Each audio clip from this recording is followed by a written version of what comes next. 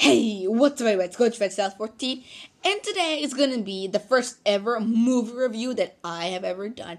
And today we're going to be reviewing the most recently movie that's come out, Into the Woods. So, let's begin.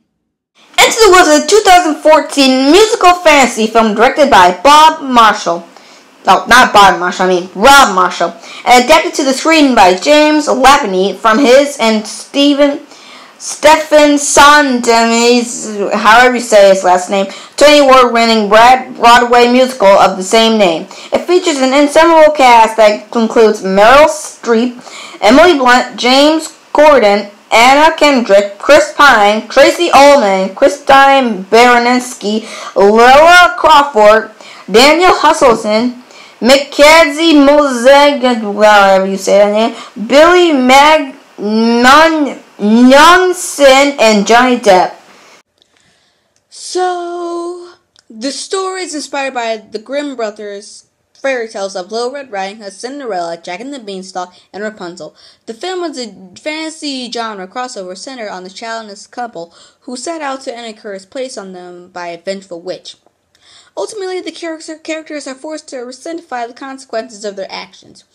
After several unsuccessful attempts by other studios and producers to adapt the musical to film, Walt Disney Pictures announced in 2012 that it was producing an adaptation, with Marshall directing and John DeLuca serving as producer. Principal photography commenced in September 2013 and took place entirely in the United Kingdom, including at Shepperton Studios in London. Into the Woods held its world premiere at Ziegfeld Theatre in New York City on December 8, 2014, and was released theatrically in the United States on December 25, 2014.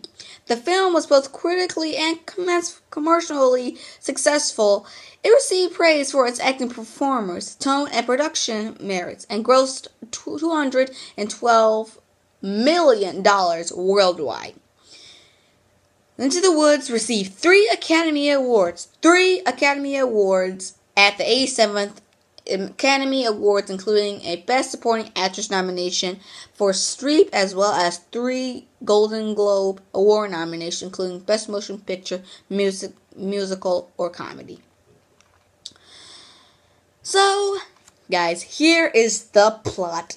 I know I'm getting really long with the details and stuff, so I said earlier in my video that I'm going to do the informal stuff first. I'm going to do that first because some people probably, when they're watching this video, some people probably might not know these movies that I'll be reviewing. They may or may not. So I'm just going over to a review, all the information stuff, so I can just give you a refresh. And then I'll do my personal details on how I thought about the movie and was it good and the performances. So yeah. Okay, guys. So right now I'm about to explain the plot to you of this movie. A baker and his wife wish for a child, but suffer under a curse laid upon the baker's family by a witch who found the baker's father robbing her garden when his mother was pregnant. The baker's father also sows some beans, which caused the witch's mother to punish her with the curse of ugliness. The witch offers to lift the curse, but only if the baker and his wife obtain 4 critical items for her. A cow as white as milk, a cape as red as blood, the hair as the hair is yellow as corn, and then there's, the slipper as pure as gold. The witch's demands eventually bring the baker and his wife into contact with Jack, who is selling his beloved cow Milky White, to whom the baker offers magic beans left him by his father, which were stolen by the witch, by the way. So, which grows into a large beanstalk. With Red Riding Hood, whose ruby cape the couple notices when she stops to buy sweets on her way to her grandmother's house. Because, who doesn't know the story of Red Riding Hood? It's the most simplest story ever. And with Rapunzel, yes, Rapunzel is in this movie, people. And with Rapunzel, whose tower the baker's wife passes in the woods. And with Cinderella, who also runs to the baker's wife while freeing from the pursuing prince. Okay. I still have more. I kind of have a lot more to do on this informal stuff. So just hold on.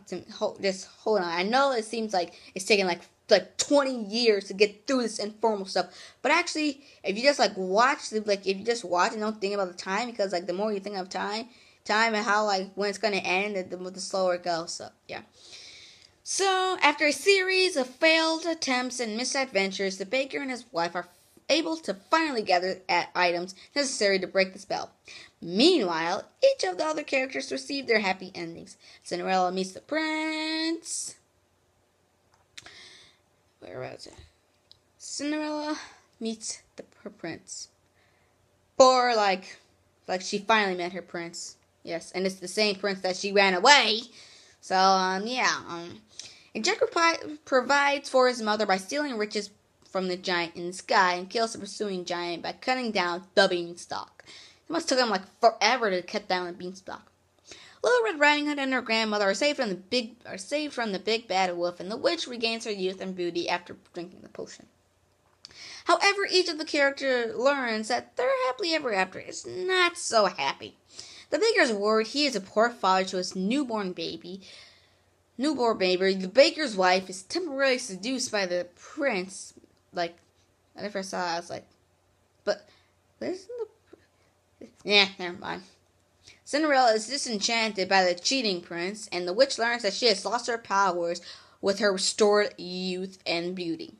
The growth of a second beanstalk from the last remaining bean allows the giant's wife, that Jack killed, to climb down, threaten the kingdom and its inhabitants if they do not deliver Jack in retribution for killing her husband. And, it must have took, a long time for him to kill the husband. I mean, the husband's probably, 20 bajillion feet tall.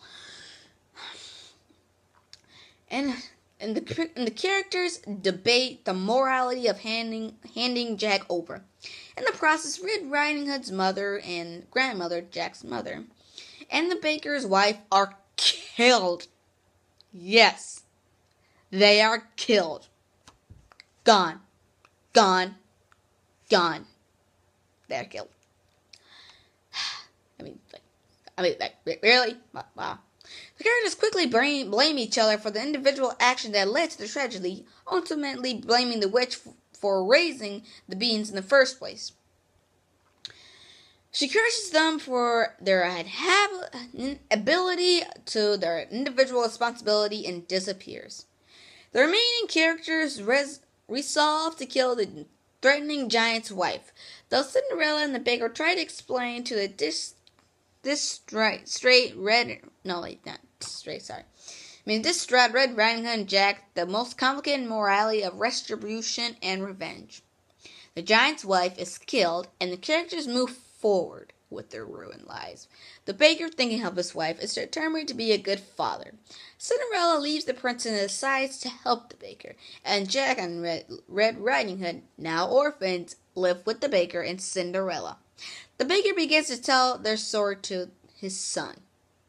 Then that's another story, a book, whatever, I don't care at all.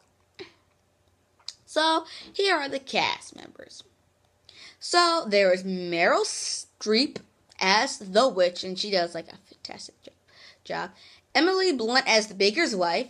James Corden, James Corden as the baker. Anna Kendrick as Cinderella. Chris Pine as Cinderella's prince. Tracy Ullman as Jack's mother. Christine Baranowski, I think that's how you pronounce her name, as Cinderella's stepmother. And Johnny Depp as the wolf. Lila Crawford as Little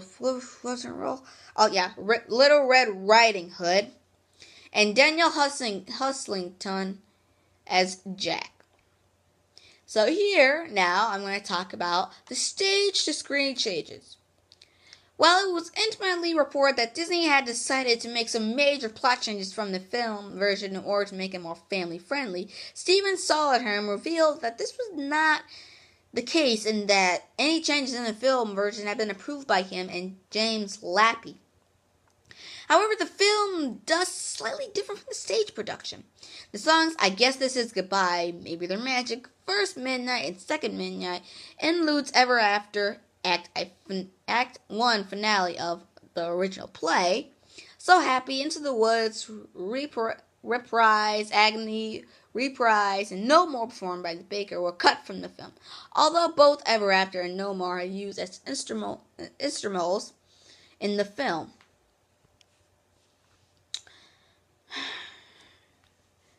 Yes, they are used in the film. Yes. Meanwhile, many of the songs in the film have slightly different lyrics than their stage counterparts due to the slight tweaking of story. Okay, guys, so now I'm going to go to my personal thoughts. And my personal thoughts, this movie was amazing. One of the best in the year. It's amazing. The songs are good. They rhyme. They are good. They are catchy. I love them. And the best character in this goddamn movie is Meryl Streep. She is like the best character in this movie. She has the perfect role.